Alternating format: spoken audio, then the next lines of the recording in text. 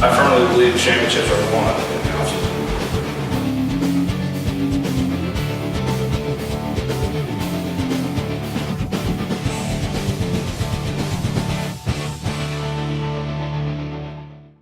Very excited about this opportunity. I appreciate you guys coming in.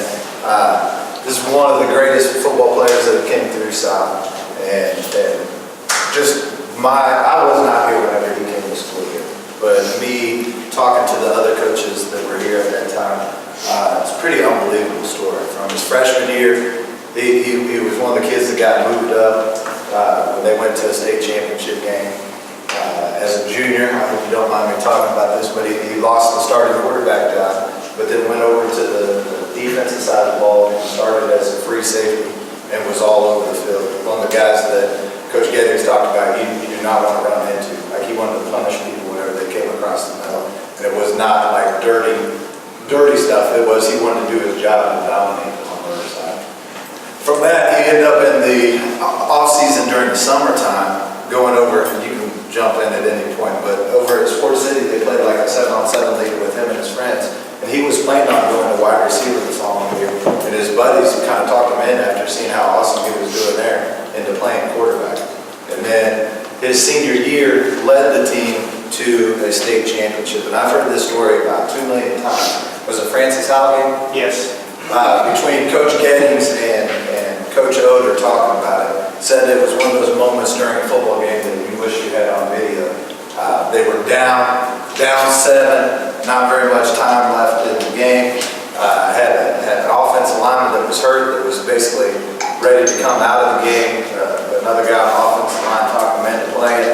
Had him step into the huddle and told those guys, we could go down or we could freaking score right now. And that's exactly what they did. And he was a great leader during that time. And then the job he's done at Lindenwood is just unbelievable. Set the all-time NCAA tackle record. There was a time as a junior where the quarterback got hurt. Yeah. Somebody on the offensive side of the ball got hurt, and they moved him over and basically ran Wildcat for the entire game and rushed for the school record. Is that right? Close to 200 yards. It was a school record, but it was. How's it feel to be back here at School? It's good. It's kind of surreal. This is my locker room coming in here. It's kind of weird to be back, but it's awesome.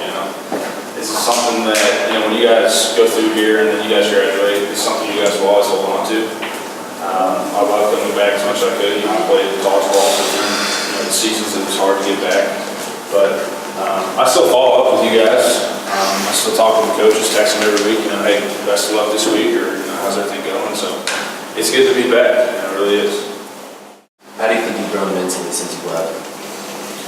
Oh man, I've grown in a lot of different ways, especially mentally. Always, the transition from high school to college is difficult. I changed positions, going to play at a different school. It's just kind of throughout my whole career, going through injuries and stuff like that. Something I never faced here. It was tough. Your greatest weakness and how have you overcome it? Greatest weakness. I'd probably say my greatest weakness is probably the pressure I put on myself. I always want to be perfect in everything I do. But in all reality, nobody's perfect. No matter how hard you want to be perfect, no one will ever be. So just realizing that and being able to, understand that everyone fails, but it's what you do after you fail, and to rebuild.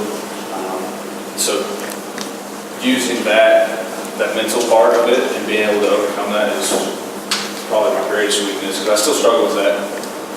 Even yesterday, my wife can attest to this, just going into the Chiefs workout, Tuesday I figured out I was doing fullback position stuff. I've never been working on fullback stuff, and so I was like, man, I don't want to mess up. I want to look as good as I can, and just put a ton of pressure on myself. And then at the end of the day, I was like, I killed that workout. I couldn't have done any better. And so just believing in yourself, that's something I kind of struggle with.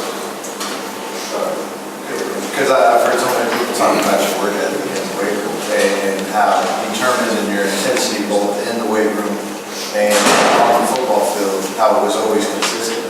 I'm kind of curious how you got to that point. Or was it that way from your freshman year on? Or? No, so, man, my freshman year, I want to say I was like 130 pounds. You know, I was pretty small. And I liked working out, and I thought it was cool, but I always just liked going in there and kind of doing whatever I wanted to do. I was never very good at bench press, so I never did bench press. So they probably don't like me saying this, but on my card, I would skip bench press, or I wouldn't do as many sets I should. Don't do that to your team. But I really started after my junior football season. I'd play football, I'd play basketball, and then I'd run track every year up until my junior year. I was like, come on, I really want to focus on the weight room, the off-season getting bigger and faster. And so a guy by the name of Max Williams, he was a year older than me, kind of took me under his wing, excuse me, and after the season, he kind of showed me how he worked out and stuff. And How important is the bit? oh, it's extremely important. And I think that's the biggest part. I think that's why why we've won so many championships and we have the tradition we do is because it's not about you, it's not about me, it's not about you, it's about us as a team. And that's something that was instilled when I got here, and I hope it still is now with you guys. But, you know, that's how you win state championships. That's how you guys, you know, have this locker, is because guys truly believe that. And where I think we struggled in college was we had guys that it was about them, and that's why we won 3 games a year, and we struggled. And just trying to implement, you know, team and unity in our college team was tough, because coming from here, it was just expected. Everyone is about you. I was playing for you. I was playing for you. And I knew that they were playing for me. Where in college, it was tough because a lot of guys just wanted to have that scholarship. They wanted to go play in the NFL, and they thought it was about themselves. But, man, this is, and I will say this all the time, is I had the most fun playing football here than I ever have. And that's because every time I walked out on the field, I still get the chills just listening to Hell's Bells. I don't know if you guys still walk out to it, but, you know, just hearing that, because it was like, man, those are my dudes that we're about to go to war with. And in college, it was different because it was like, I would play for them, but are they really playing for me?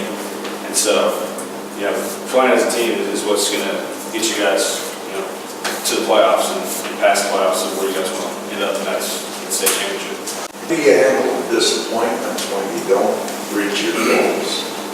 It's tough, you know. I beat myself up about it, you know. But at the end of the day, you know, with time and trying to move forward, you know, it's just one of those things. Like I said earlier, you try and be perfect. You know, I went into the combine with these goals of what I wanted to run, you know, what I wanted to jump and stuff like that. I didn't reach any of those goals, you know. And so now I'm sitting here, and the first couple days after, I was like, you know what? You know, I didn't do what I wanted to do, and it beat me up inside. But as time went on, I was like, you know what? Nobody's perfect. I got to move on and control what I can control now, and that's at this moment. So it's tough for me. It really is. And you know, I would just say, the big thing I've been told through this process is control the controllables. You know, I can't worry about what this other linebacker did. I can't worry about what this team said about me or what this media source said about me. Control what I can control. That's how I move on. What did you learn as a janitor early on? I think the biggest thing for me was being selfless, putting everyone before me. I think it comes along with team unity, and man, I learned so much discipline through here. You know, I got to college, and even when we were just doing, you know, conditioning stuff or, you know, going to class and, you know, showing up on time in the weight room, I learned that from here. You know, there's guys there that didn't have very good high school programs. Coaches didn't really care about them. And so they didn't really have any guidance on, you know, what to do. So I was very fortunate to go there, and, you know, I always felt like I was a step above everyone because I kind of knew the ropes before they did. And it wasn't from my experience in college, it's from high school. So I'd say definitely the biggest thing I've carried on since here is discipline and being selfless. How did your high school coaches at this high school prepare you for your college level? kind of piggybacking off that, I didn't really know what to expect going in, but what they always taught me was, discipline and hard work, and just kind of putting your head down and moving through it, because there's going to be trials, there's going to be times where, it's going to be tough. And I went from here to Lindenwood, and I had a completely different coaching staff. They coached completely different. I had a coach that, at first I thought he didn't really care about me. Now he's one of my favorite coaches, love him to death, but you mess up, it wasn't just, hey, better luck next time. He would let you know you messed up. So that was really tough for me, but what I learned from them, from this coaching staff here, is just, it's always keep working.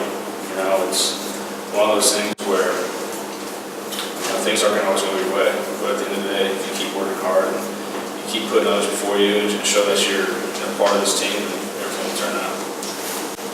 How has your position changed and your versatility helped you through the different levels of football, and how much has your position changed from originally when you were playing as a high school freshman? Yeah, so I came in, all I played my freshman year, played on the freshman team, I was a quarterback, and then I kicked, on it, I believe. Sophomore year, I did some JV quarterback, and then I played some varsity. I kicked off varsity, kicked field goals, and then I played some free safety. And then my junior year, all I did was kicked, punted, and played free safety. And then senior year, I was able to go back and play quarterback and do all three again. But going to college, I played a completely different position, played linebacker, did some punting and stuff there. Transitioned to the NFL, they look back and see, I played quarterback, I played safety, played linebacker, I kicked, I punted, and that's going to help me tremendously moving on to the next level.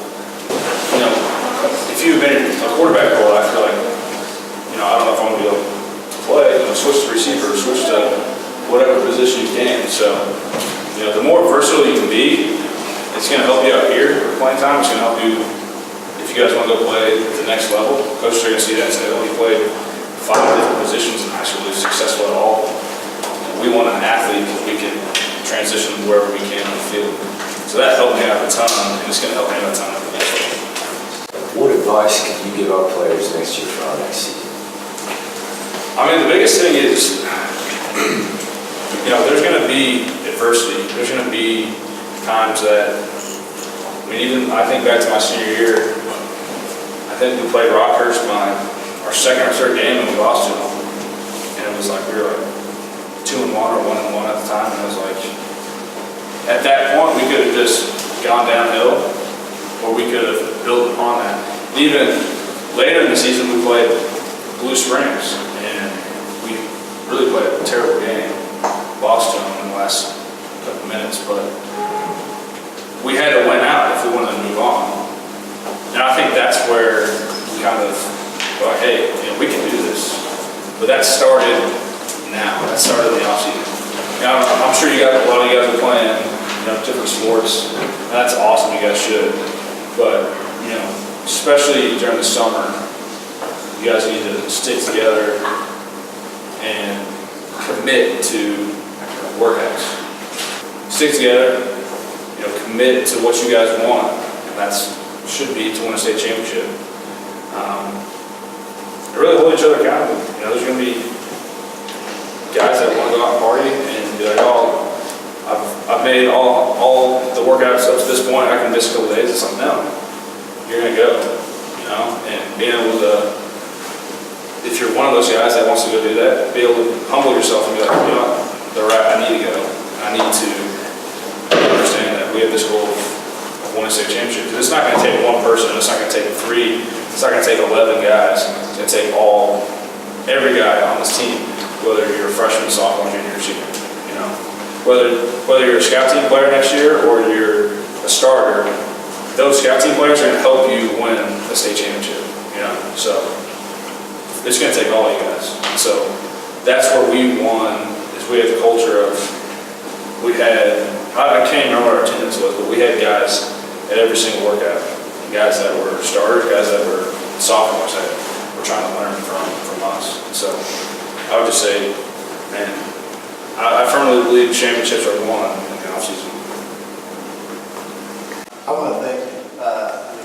I was looking forward to this for the whole week after this was set up. I think it could many better, but I imagine it definitely makes us proud and me proud, being the former Jaguar, coaching now, seeing the fans step up in front of our team like this and do this.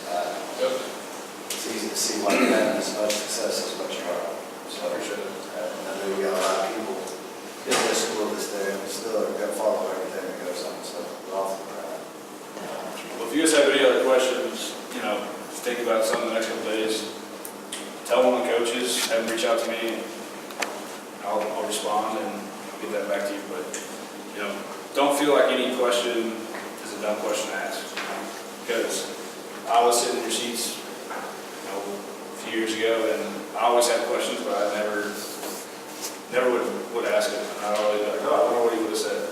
Well, I always lost that chance. So if you guys really do have questions, whatever, ask one of the coaches, they'll text me and we'll get it back to you. And hopefully help you guys out. Thanks a lot. Yeah, no problem. Thanks, guys. Give them a round of applause.